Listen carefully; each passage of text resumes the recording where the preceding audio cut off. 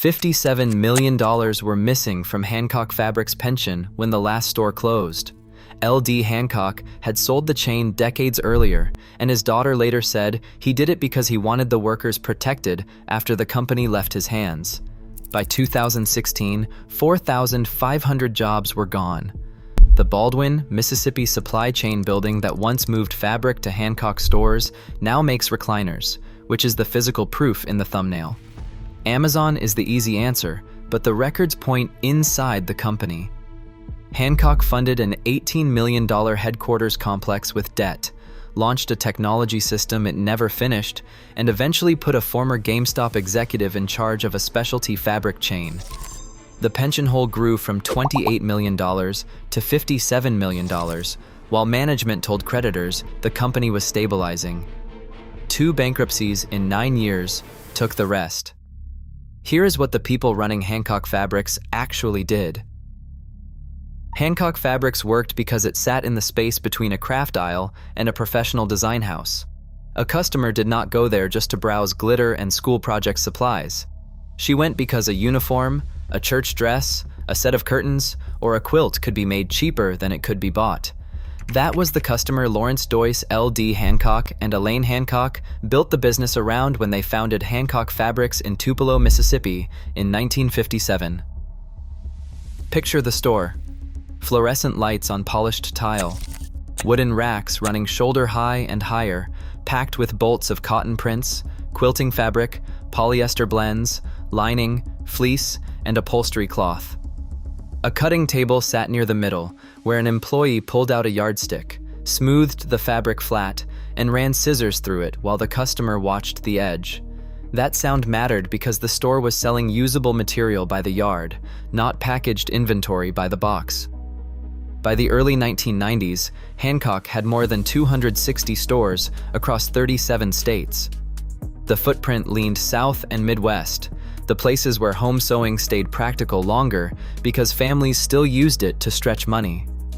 The chain employed roughly 4,500 people at its operational height across stores, corporate offices, and the Baldwin supply chain hub. Those numbers matter together. 260 stores and 4,500 paychecks, all tied to a category that looked old-fashioned from a distance, but still solved a household problem. The stores were plain, but the model was disciplined. Customers knew where the cotton was, where the notions were, where the pattern books were, and who at the counter could tell the difference between 2 fabrics that looked the same to a beginner. In a small town, that employee was part clerk and part guide. She knew which fabric would shrink, which thread would hold, and which zipper would match. A Hancock store carried trust in a way a catalog could not. A customer could bring in a pattern envelope, point at a picture, and ask what would actually work. The answer came from someone who had cut fabric, sewn at home, or watched enough returns to know which choices failed. That kind of knowledge does not show up on a balance sheet, but it is part of what kept the register ringing. The business L.D. and Elaine Hancock built had a physical backbone in Baldwin, about 40 miles from where the first store opened. Inventory moved through that building before it reached stores. Trucks, pallets, purchase orders, bolts, boxes of buttons, boxes of thread, and seasonal fabric all flowed through one place. The building is still there. By the early 2000s, Hancock was past its peak, but not a dead chain. It still had stores, customers, employees, and a working supply route. The question was, who would make the decisions about where the money went next? L.D. Hancock sold the company in the early 1970s to Lucky Stores, a California-based grocery chain that was acquiring specialty retailers. He sold it because he wanted the business and its workers protected after he was gone.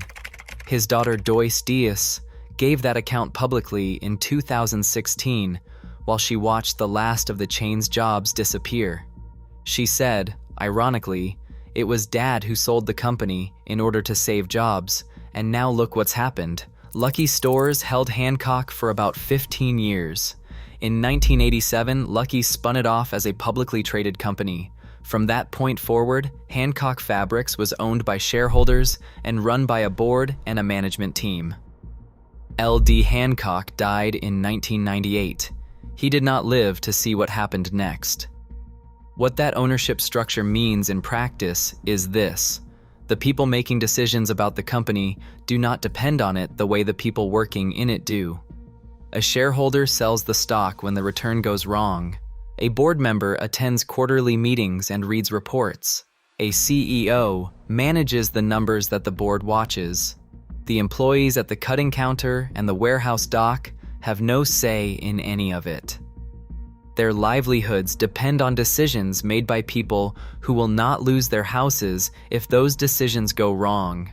That is not an accusation.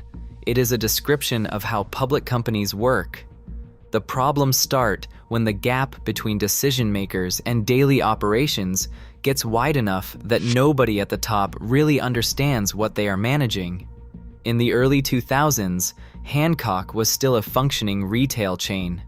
It had stores in 37 states, a distribution center, and corporate offices in Baldwin, and a customer base that still had a practical reason to show up. The management team faced a real decision about where to invest. The decision they made was the headquarters. In fiscal 2004, Hancock completed construction of a 650,000 square foot warehouse and distribution facility, along with an 80,000 square foot corporate office complex in Baldwin. The project was funded by debt. The company's average outstanding debt increased by roughly $18 million in 2004 related to that construction. Down the road from the original Tupelo store where L.D. and Elaine Hancock started, ironworkers and concrete crews built the facility that would carry the company's name on the letterhead. Workers at the distribution center watched it go up. The debt that financed it went onto the books. The same quarter, the pension was already running short. The first visible sign that the operational foundation was cracking was not on the balance sheet. It was at the store level, where inventory management was breaking down. Hancock selected a new enterprise resource planning system, ERP, and committed significant capital to the implementation. An enterprise resource planning system is the operating backbone of a retail chain. It tracks what every store has in stock, manages purchase orders, connects point-of-sale data to the distribution center, and tells a store manager what needs to be reordered and when. Without an accurate ERP, a chain running 260 locations is flying partially blind. The system was never completed. What that means in practice is this: store managers could not reorder efficiently. Fast-moving items ran out. Slow-moving inventory sat on the floor taking up space. Pricing errors accumulated. Every month, the system went unfinished. The gap between what the stores could have been and what they actually were grew. Fabric retail has an inventory problem that most retail categories do not face. A store selling hammers counts hammers. A fabric store sells a changing amount of material from a bolt that gets shorter every time someone cuts from it. Width matters.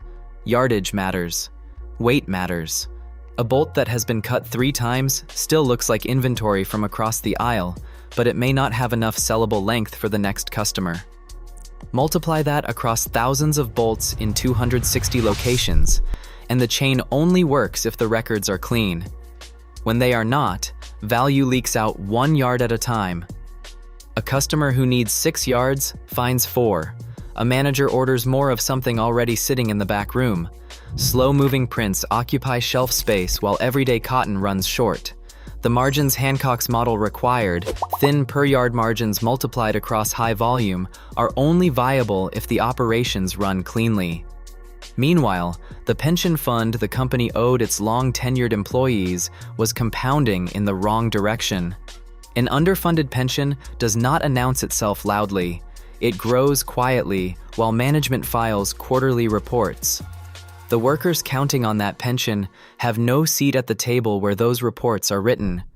At the time of the first bankruptcy filing, the pension was roughly $28 million underfunded. That number belonged in the same room as the $18 million in construction debt and the cost of the unfinished technology overhaul. Nobody put them in the same room. Here is the question this channel always asks when a company starts failing while the people running it keep collecting paychecks. Who is this working for?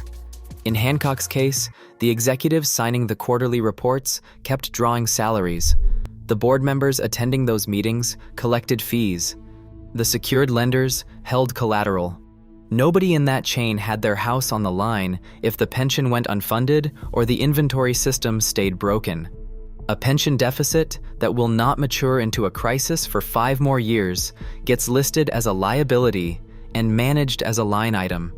An ERP that is still not working gets reported as in progress. A store network slowly losing its customers gets described as stable. The people signing off on those descriptions had every reason to call it recovery and no personal cost when the recovery did not come. If you subscribe to this channel right now, you get more of these, the records of what actually happened to the companies most of us grew up assuming would always be there. Hancock Fabrics filed for Chapter 11, bankruptcy protection on March 21, 2007. It closed 104 stores in the process. It emerged from bankruptcy in August 2008 with a restructured balance sheet and stores still open. For the employees who lived through that process, bankruptcy looked like survival. The doors stayed open. The paychecks kept coming. The same customers still came in and asked where the thread moved. That is what Chapter 11 is supposed to look like, a company with a real operating foundation that just needs its debt restructured to stay viable. What did not get fixed was the enterprise resource planning system, the pension deficit, and the elevated fixed costs from the Baldwin construction. A court can restructure debt, but it cannot make an unfinished inventory system accurate or shrink a pension deficit unless cash gets put into it. Hancock emerged from bankruptcy with the same operational wounds that had helped produce the filing. The public face said the company had stabilized. The store floor told a quieter story, with empty spaces where fast-moving fabric should have been, and back rooms holding merchandise the system had failed to read correctly. The CEO who had led the company into and out of that first bankruptcy departed in January 2011. The board needed a replacement for a specialty fabric retailer with a broken operating system, an underfunded pension, and a store network that had just survived one bankruptcy. The person they hired had spent his career in video games. Most people who remember Hancock Fabrics closing will tell you Amazon killed it. That is the decade's default explanation for any retail collapse, and it fits the timeline loosely enough that it sounds right. It is not what the records show. Hancock's first bankruptcy filing was March 21, 2007. Amazon did not become a meaningful competitor in fabric and craft retail for years after that. The category itself did not collapse. Jo-Ann Fabrics, Hancock's most direct national competitor, with the same product, the same customer, and the same regional footprint, filed its own bankruptcy in 2023 and kept operating stores. A market that killed Hancock in 2007 would not have left a near-identical competitor standing in 2024. The difference between them was operational. Hancock's inventory system was broken. Jo-Ann's was not. The person who took over Hancock in January 2011 was Stephen Morgan. He had been president of GameStop Corporation from 2005 to 2008. GameStop was a mall-based retailer built around physical video games, used games, consoles, and accessories. At the same time, the product was moving to digital delivery. That was the professional experience that arrived at a specialty fabric chain in January 2011 as interim CEO and in October 2011 as permanent CEO. The board's logic was not irrational. Turnaround. Experience travels across retail categories. A CEO who can close weak stores, negotiate with lenders, and cut overhead can do that at a fabric chain as easily as at a game store. What does not travel is the product knowledge, knowing why a certain quilting cotton moves in the South but not the Midwest, understanding which vendor relationships are load-bearing, knowing when a customer is loyal to the store and when she is loyal to a specific employee who knows her size and her budget. These things come from years inside a specific kind of business.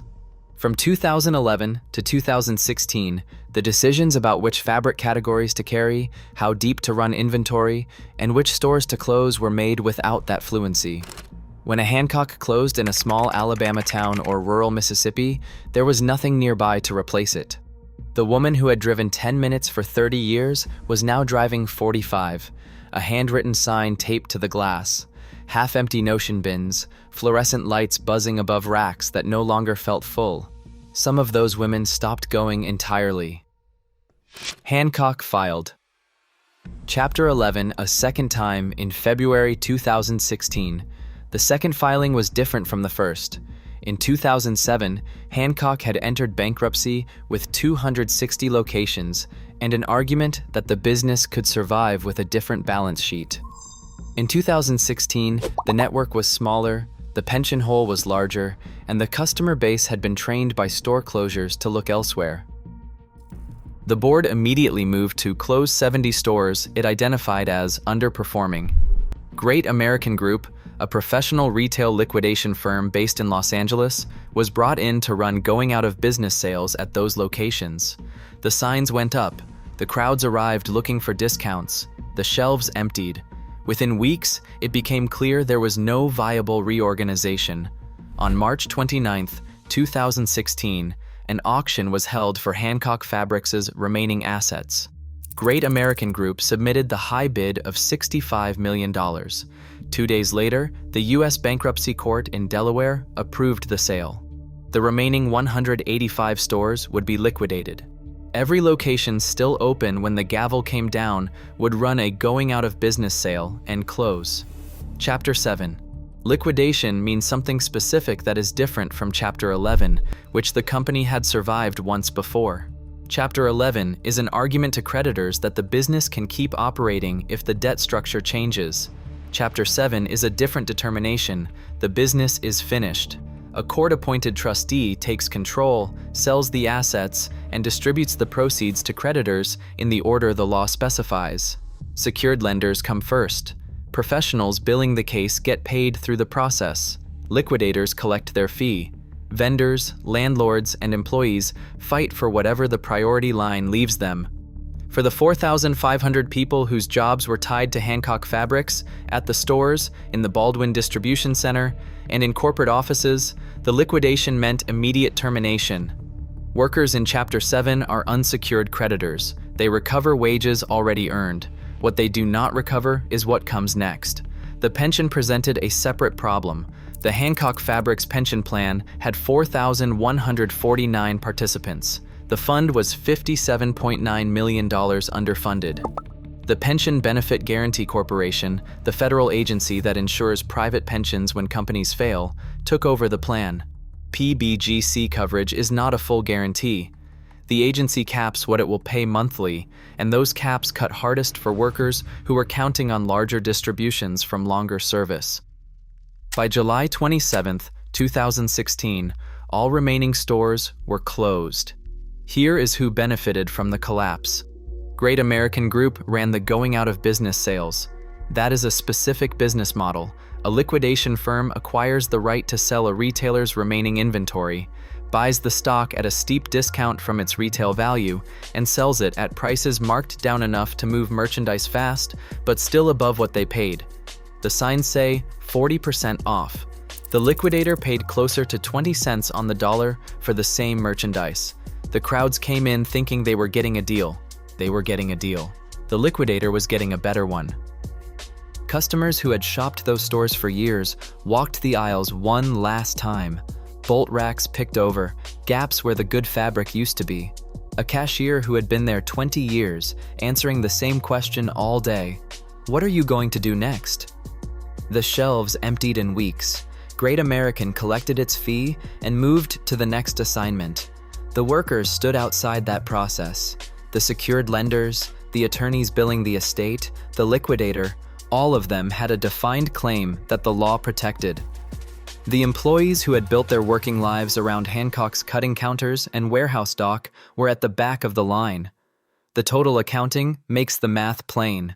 The company built an $18 million facility funded by debt in 2004. It funded and failed to complete a technology overhaul.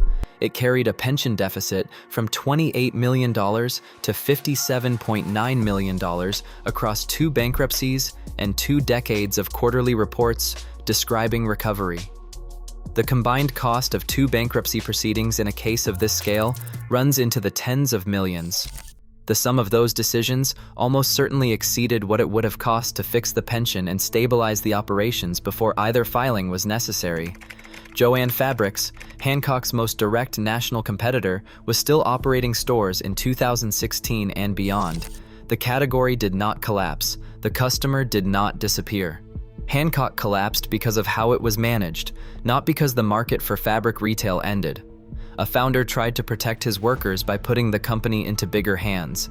The institution that came after him had no one in it who understood what he had built.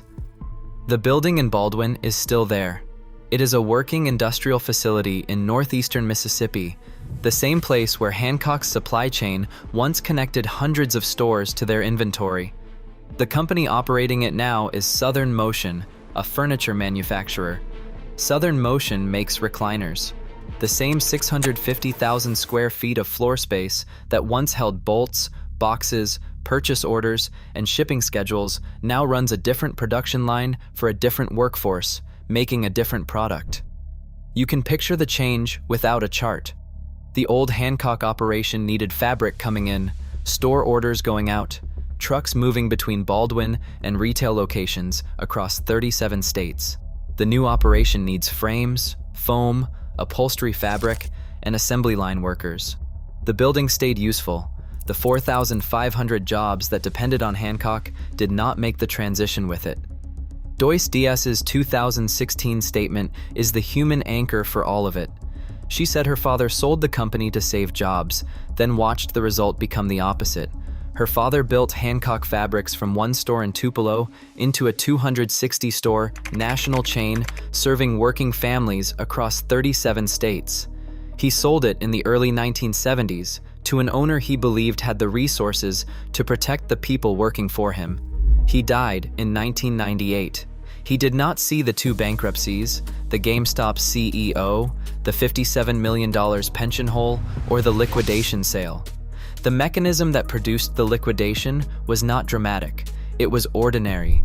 A publicly traded company with no owner who understood the product made a series of decisions that each had a reasonable justification at the time and collectively compounded into a final close. A headquarters complex that increased fixed costs. A technology system that was funded and never finished. A CEO hired for turnaround credentials who had no fluency in fabric retail. A pension deficit that grew year after year while management reported quarterly stability. 2 bankruptcies that looked like rescues and were not. The women who sewed school uniforms, church dresses, and curtains because it was cheaper than buying them ready made lost the stores that served them. The workers who spent careers at Hancock's cutting counters and warehouse docks lost their jobs and inherited a pension shortfall. Jo-Ann is still open. L.D. Hancock sold the company to protect the people in it. His daughter watched the last of them leave in 2016. The building in Baldwin makes recliners now.